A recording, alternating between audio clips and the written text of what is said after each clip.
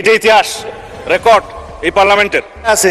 বাংলাদেশের মহান স্বাধীনতা অর্জনের লক্ষ্যে পাকিস্তানের বিরুদ্ধে যুদ্ধ লিপ্ত হইয়া হানাদার ও দখলদার পাকিস্তানি বাহিনী এবং তাহাদের এই দেশীয় সহযোগী রাজাকার আল বদর আল শামস, তৎকালীন মুসলিম লীগ, জামাত ইসলামী, নেজামে ইসলাম এবং দালাল ও শান্তি কমিটির বিরুদ্ধে মুক্তিযুদ্ধে সক্রিয় অংশগ্রহণ করিয়াছেন। জামাত ইসলামী পাকিস্তানের বিরোধী ছিল বলে যে তথ্য আসছে, এটা একেবারেই অসত্য তথ্য। খুব বেশি করে আজকে আমাদেরকে রাজাকার আল বদর বলার চেষ্টা করা হচ্ছে। আজকে নতুন করে আবিষ্কার করলাম আমাদের মাননীয় সংসদ সদস্য জনাব আব্দুল্লাহ মাহমুদ তাহের, শিশু মুক্তিযোদ্ধা, তাকে আমি স্বাগতম জানাই।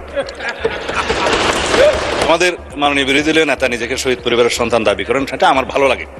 এই আলবদর রাজাকারের বাচ্চারা এখনো কিন্তু ফজলুর রহমানদের মতো মুক্তিযোদ্ধারা জীবিত আছে। এই দেশে মুক্তিযুদ্ধ হয়েছে। অনেক মুজিব বাহিনীর কিছু লোক আছেন, তারা নিজেদেরকে মুক্তিযোদ্ধা হিসেবে বারবার জাহির করছে। মুজিব বাহিনী তৈরি হয়েছিল অন্তর্ঘাত তৈরি করার জন্য। তোরা রাজাকার, তোরা আল শামস, তোরা আল বদর।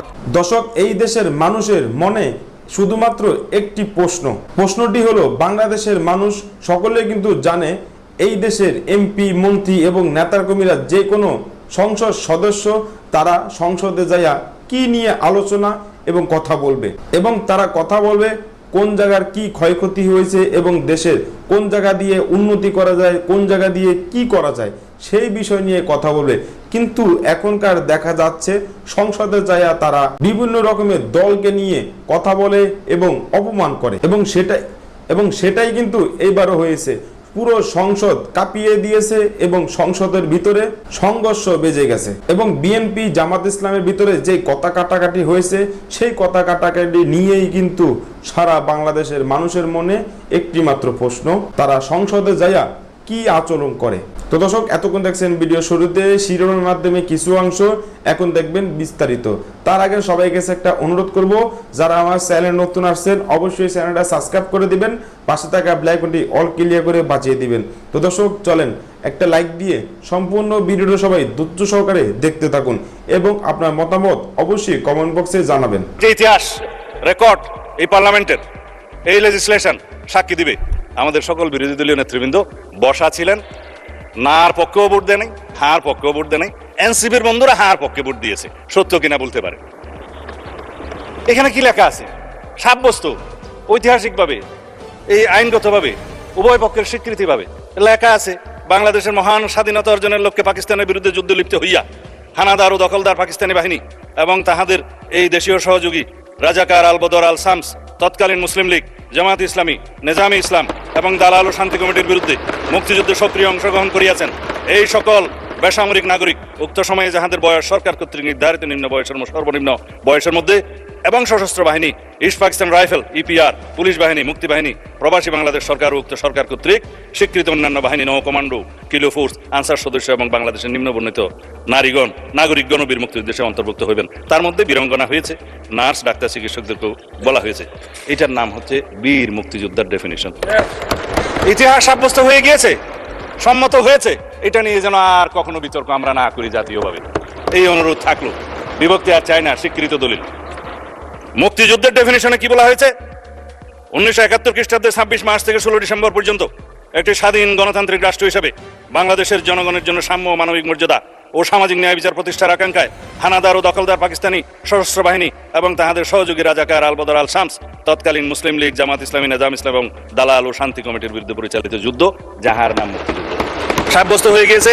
ফেলে দিলাম মাননীয় স্পিকার, আর কখনো কথা বলার প্রয়োজন নাই।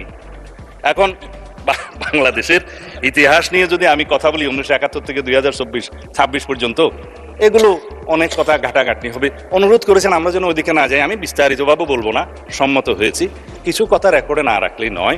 সেজন্য মাননীয় স্পিকার, আমি কি এখানে কাউকে জাতীয় বেঈমান বলতে পারি? এটা অসাংবিধানিক হবে। হ্যাঁ, ঠিক আছে, আমি চাইলে আওয়ামী লীগকে জাতীয় বেঈমান বললাম না 1986 সালে, এবং তাদের যে সহযোগী হিসাবে, সহযোদ্ধা বা হামসফর হিসাবে ইলেকশনে যারা গিয়েছিল তাদেরকে আমি কিছু বলতে চাই, এটাও আমার বলা ছিল। এখন অনেক মুজিব বাহিনীর কিছু লোক আছেন, তারা নিজেদেরকে মুক্তিযোদ্ধা হিসেবে বারবার জাহির করছে। মুজিব বাহিনী তৈরি হয়েছিল অন্তর্ঘাত তৈরি করার জন্য। তারা অস্ত্র হাতে দেশে পাকিস্তান বাহিনীর বিরুদ্ধে যুদ্ধ করে নাই। তারা দেশে ঢুকে মুক্তিযুদ্ধের আওয়ামী লীগ বাদে অন্য যেই পক্ষগুলো রয়েছে তাদেরকে হত্যা করেছিল মাননীয় স্পিকার। ফলে মুজিব বাহিনী কিন্তু কোনো মুক্তিযোদ্ধা না বর্তমান আইন অনুসারে। এই সংসদে, এই অধিবেশনে আরেকটি বিষয় বারবার এসেছে, সেটা হচ্ছে মুক্তিযুদ্ধ এবং জুলাই গণ অভ্যুত্থান। মুক্তিযুদ্ধকে মাননীয় স্পিকার আমরা শ্রদ্ধা করি। আমরা মনে করি এই প্রজন্ম যারা জুলাই গণ অভ্যুত্থানে অংশগ্রহণ করেছি, জুলাই গণ অভ্যুত্থানের মধ্য দিয়ে মুক্তিযুদ্ধের নতুন রূপ তৈরি হয়েছে, মুক্তিযুদ্ধের নবায়ন হয়েছে। মাননীয় স্পিকার, ফলে মুক্তিযুদ্ধের সাথে জুলাই গণ অভ্যুত্থানের কোনো সাংঘর্ষিক অবস্থান নেই। আমরা বারবার বলেছি মুক্তিযুদ্ধ, জুলাই গণ অভ্যুত্থান হচ্ছে মুক্তিযুদ্ধেরই আরেকটি ধারাবাহিকতা। মুক্তিযুদ্ধে আমরা সাম্য মানবিক মর্যাদার কথা বলেছি, জুলাই গণ অভ্যুত্থানে আমরা বৈষম্য বিরোধী গণতান্ত্রিক বাংলাদেশের কথা বলেছি। মাননীয় স্পিকার, কোথায় পার্থক্য, কোথায় আলাদা, এবং কোন ঘটনা বড় কোন ঘটনা ছোট, এটা অহৈতুক তর্ক। মাননীয় স্পিকার, আমরা কেউ বলি নাই যে জুলাই গণ অভ্যুত্থান মুক্তিযুদ্ধের থেকে বড়, বা জুলাই গণ অভ্যুত্থান 90-এর থেকে বড় বা 90-এর থেকে ছোট। জুলাই গণ অভ্যুত্থান এক বিশেষ ঘটনা বাংলাদেশের ইতিহাসে, মুক্তিযুদ্ধ এক বিশেষ ঘটনা, মুক্তিযুদ্ধ বাংলাদেশের ফাউন্ডেশন। মাননীয় স্পিকার, এটার ব্যাপারে আমরা আনকম্প্রোমাইজেবল, এটা নিয়ে কোনো বিতর্কের কোনো সুযোগ নাই। তবে এই কথাটা ওনারাই বারবার বলে মুক্তিযুদ্ধকেও ছোট করতেছেন, জুলাই গণ অভ্যুত্থানকেও ছোট করতেছেন। আরেকটি বিষয় মাননীয় স্পিকার, মুক্তিযুদ্ধর কথা যখন এসেছে, আমরা যে সাম্প্রতিক সময়ে জাতীয় মুক্তিযোদ্ধা কাউন্সিল জামুকা আইন সংশোধন করা হলো, অধ্যাদেশ পাশ করা হলো, সেখানে কিন্তু একটা গুরুত্বপূর্ণ সংশোধনী এসেছে। মুক্তিযোদ্ধাদের সংজ্ঞা থেকে মুজিব বাহিনীকে বাদ দেওয়া হয়েছে মাননীয় স্পিকার। এবং আপনারা জানেন যে এই মুজিব বাহিনী, সেটাকে সংযুক্তির মাধ্যমে হাজার হাজার ছাত্রলীগের নেতাকর্মীকে মুক্তিযোদ্ধা সার্টিফিকেট দেওয়া হয়েছিল। মাননীয় স্পিকার, মুজিব বাহিনীর রোল কি ছিল এটা আপনারা এখানে যারা অভিজ্ঞ মাননীয় স্পিকার, অনেক মুক্তিযোদ্ধা আছেন, তারা ভালো করেই জানেন। মুজিব বাহিনী তৈরি হয়েছিল অন্তর্ঘাত তৈরি করার জন্য।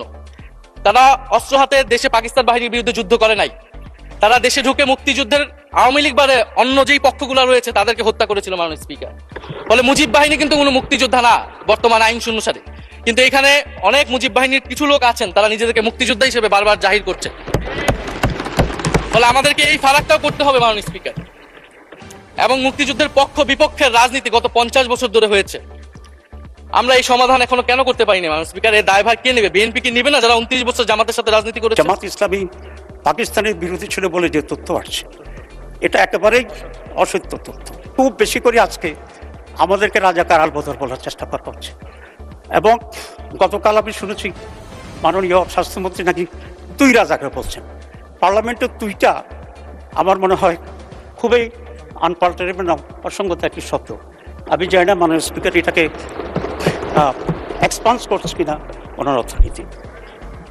এখন সেই জন্যে সরকারি দলের প্রতি, বেশ করে মাননীয় প্রধানমন্ত্রী আছেন, ওনার বিগিনিংয়ের যে স্পিচটা ছিল সেটাকে আমার কাছে খুবই ভালো লেগেছে। শুধু একটি শব্দ বোধহয় কি গুপ্ত না কি একটা বলেছে। এগুলার টুকটাক তার কি উইকনেস আছে বলে যদি আমরা এক্সপোজ করতে চাই, তাহলে আমাদের পারস্পরিক যে রেসপেক্ট এবং কনফিডেন্সটা হবে সেটাতে কিন্তু আবার ঘাটতে হবে। মাননীয় স্পিকার, আজকে মাননীয় অর্থমন্ত্রী জুলাই চার্টারের কিছু কথা বলছেন, আমার সময় কম। আসলে জুলাই চার্টার আমরা তৈরি করেছি কয়েক মাস ধরে, 31টা রাজনৈতিক দল একত্রিত হয়ে এই জুলাই চার্টারটা তৈরি করা হয়েছিল। এবং সেখানে বিএনপির পক্ষ থেকেও অত্যন্ত দৃঢ় এবং বলিষ্ঠ ভূমিকা সেখানে রাখা হয়েছে, এবং সেটাকে আমরা সাইন করেছি। কিন্তু পরবর্তীতে যে কতগুলো জিনিস যে দল ক্ষমতা মেজরিটি পাবে তার অনুসারে করবে, এটা কিন্তু আমাদের আলোচনার অংশ ছিল না। দ্যাট ওয়াজ অলসো প্রতারণা। এই প্রতারণা কার পক্ষ থেকে হয়েছে এটা ন্যাশনের কাছে আমরা এক্সপোজ করবো ইনশাল্লাহ। এরপরে সংক্ষেপে আমি যেটা বলতে চাই, দর্শক, এই দেশে এমপি মন্ত্রী হয় তাদের নিজের লাভের জন্য, এবং সেটাই কিন্তু হতে চলেছে এবং হইতেছে। বাংলাদেশের মানুষ ভোট দিয়ে কি লাভ হয় যদি সাধারণ মানুষের কাজে না আসে, এবং তাদের নিজেদের পকেট গরম করার জন্যই তারা এমপি নির্বাচিত করে, এবং নির্বাচিত জয় হয়ে সাধারণ মানুষের বুকের উপরে কিন্তু লাথি মারে। তো দর্শক, আজকে এ পর্যন্ত রইল। পরবর্তী ভিডিও নিয়ে আবারও আসবো আপনাদের সামনে। সবাই ভালো থাকবেন, সুস্থ থাকবেন। সবাইকে আল্লাহ হাফেজ।